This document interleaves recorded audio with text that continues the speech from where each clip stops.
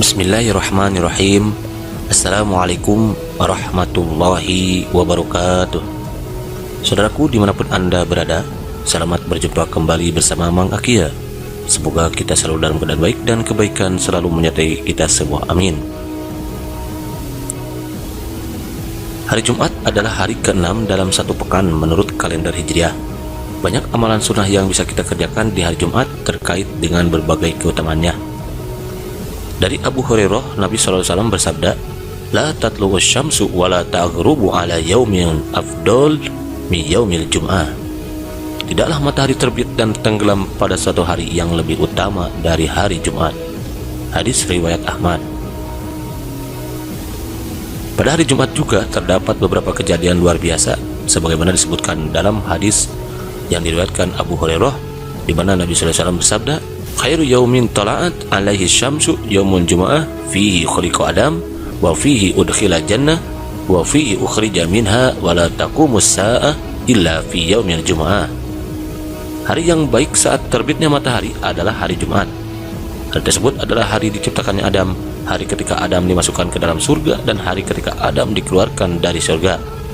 Hari kiamat tidaklah terjadi kecuali pada hari Jumat. Hadis riwayat Muslim. Di samping banyaknya amalan sunnah yang dapat kita kerjakan di hari Jumat dengan berbagai keutamaannya, ada banyak juga amalan sunnah yang jangan sampai kita lewatkan pada malam Jumatnya, mengingat pahala dan keutamaannya yang luar biasa. Berikut adalah amalan sholih yang dapat kita kerjakan pada malam Jumat sesuai sabda Nabi SAW. Nomor 1. Membaca surat Al-Kahfi. Surat Al-Kahfi disebut juga Ashabul Kahfi adalah surat ke-18 dalam Al-Quran yang terdiri dari 110 ayat dan termasuk golongan surat Makkiyah. Dinamai Al-Kahfi atau Ashabul Kahfi yang artinya para penghuni gua adalah karena diambil dari cerita yang terdapat dalam surat ini, yakni pada ayat 9 sampai dengan 26 tentang beberapa orang pemuda yang tidur dalam gua bertahun-tahun lamanya. Ada keutamaan khusus bagi siapa saja yang senantiasa membaca surat Al-Kahfi di malam Jumat. Hal ini sebagaimana disebutkan dalam hadis dari Abu Sa'id Al-Khudri radhiyallahu an, di mana Rasulullah SAW bersabda, "Man qara'a suratul Kahfi lailatul jumu'ah addu'a lahu minan nur bima bainahu wa bainal baitil ati." Barang siapa yang membaca surat Al-Kahfi pada malam Jumat, dia akan disinari cahaya antara dia dan Ka'bah. Hadis riwayat Ad-Darimi. Di antara keutamaan lain dari dibacakan surat Al-Kahfi di malam hari adalah sebagaimana dikisahkan dari Al-Bara radhiyallahu an, di mana ia berkata, ada seorang laki-laki membaca surat Al-Kahfi. Ketika itu di sampingnya terdapat seekor kuda yang terikat dengan 2 tali ikatan. Tiba-tiba ia dinaungi oleh gumpalan awan. Awan tersebut kemudian berputar-putar dan mendekat hingga kuda itu pun lari. Ketika pagi, laki-laki itu mendatangi Rasul dan menuturkan hal itu kepada beliau, maka beliau pun bersabda, "Itulah sakinah atau ketenangan yang turun bagi pembaca Al-Quran." Dalam riwayat lain dikatakan, "Itu adalah malaikat yang sedang menyimak bacaanmu.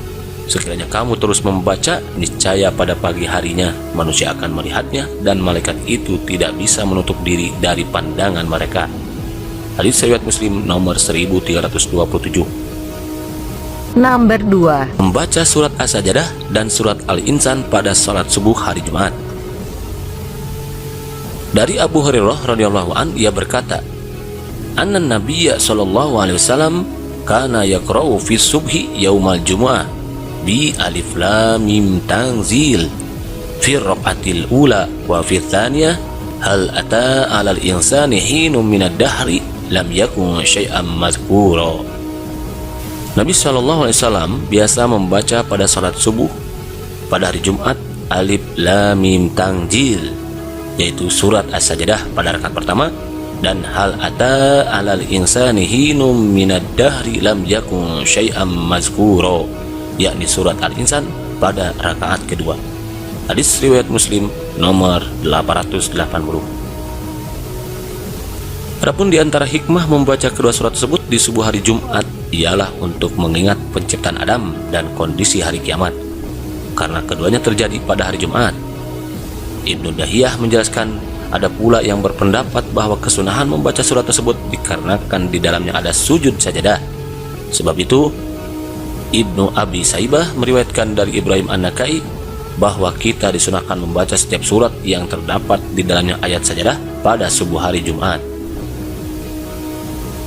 Demikian beberapa amal solih yang dapat kita kerjakan pada malam Jumat, di samping amal solih lainnya yang biasa kita kerjakan di malam-malam lainnya, seperti sholat maghrib dan isya berjamaah, sholat sunnah rawatibnya, sholat malam, sholat hajat, sholat witirnya, dan amalan solih lainnya, dengan tidak menghususkan suatu amalan solih dikerjakan di malam Jumat, kecuali atas apa yang sudah dianjurkan oleh baginda Nabi SAW. Semoga Allah SWT menerima segala amal kebaikan yang kita kerjakan dan memberikan segala kebaikan dari amal tersebut yang tiada bisa kita ketahui hakikat kebaikan yang terkandung di dalamnya. Wallahu a'lam. بسم الله الرحمن الرحيم ومن يتق الله يجعل له مخرجا ويرزقه من حيث لا يحتسب ومن يتوكل على الله فهو حسبه إن الله بالغ أمره قد جعل الله لكل شيء قدرا واللائي يئسن من المحيض من نسائكم إن ارتبتم فعدتهن ثلاثة أشهر واللائي لم يحضن وأولاة الأحمال أجلهن أن يضعن حملهن ومن يتق الله يجعل له من أمره يسرا بسم الله الرحمن الرحيم هل أتى على الإنسان حين من الدهر لم يكن شيئا مذكورا إنا خلقنا الإنسان من نطفة أمشاج نبتليه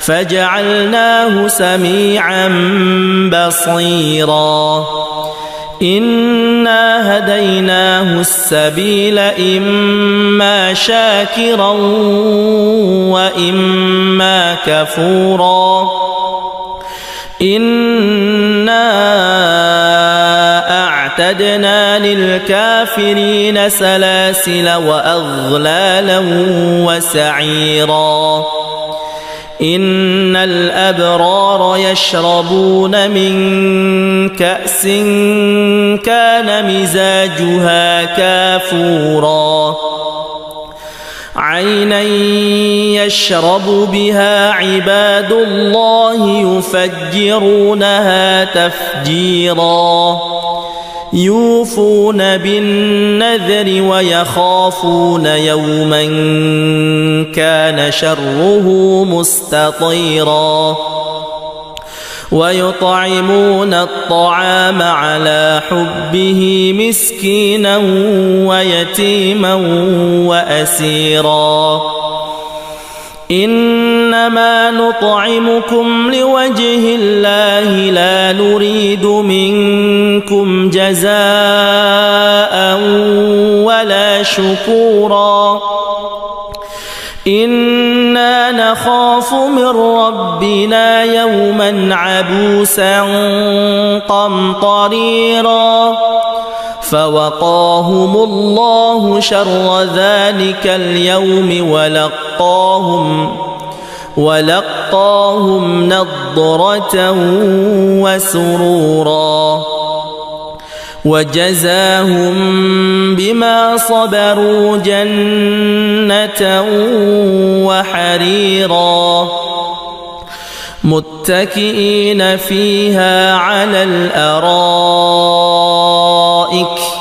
لا يرون فيها شمسا ولا زمهريرا ودانية عليهم ظلالها وذللت قطوفها تذليلا ويطاف عليهم بآنية من فضة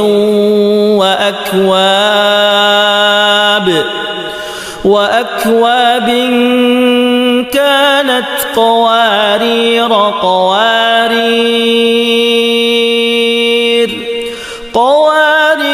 من فضة قدروها تقديرا ويسقون فيها كأسا كان مزاجها زنجبيلا عينا فيها تسمى سلسبيلا ويطوف عليهم ولدان مخلدون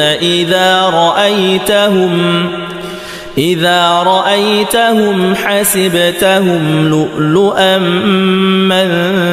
منثورا وإذا رأيت ثم رأيت نعيما وملكا كبيرا عاليهم ثياب سندس خضر واستبرق وحلوا أساور من فضة وسقاهم ربهم شرابا طهورا إن هذا كان لكم جزاء وكان سعيكم مشكورا إنا نحن نزلنا عليك القرآن تنزيلا فاصبر لحكم ربك ولا تطع منهم آثما أو كفورا واذكر اسم ربك بكرة وأصيلا ومن الليل فاسجد له وسبحه ليلا طويلا إن هؤلاء يحبون العاجلة ويذرون وراءهم يوما ثقيلا نحن خلقناهم وشددنا أسرهم وإذا شئنا بدلنا أمثالهم تبديلا إن هذه تذكرة فمن شاء اتخذ إلى ربه سبيلا وما تشاءون إلا أن يشاء الله إن الله كان عليما حكيما يدخل من يشاء في رحمته والظالمين أعد لهم عذابا أليما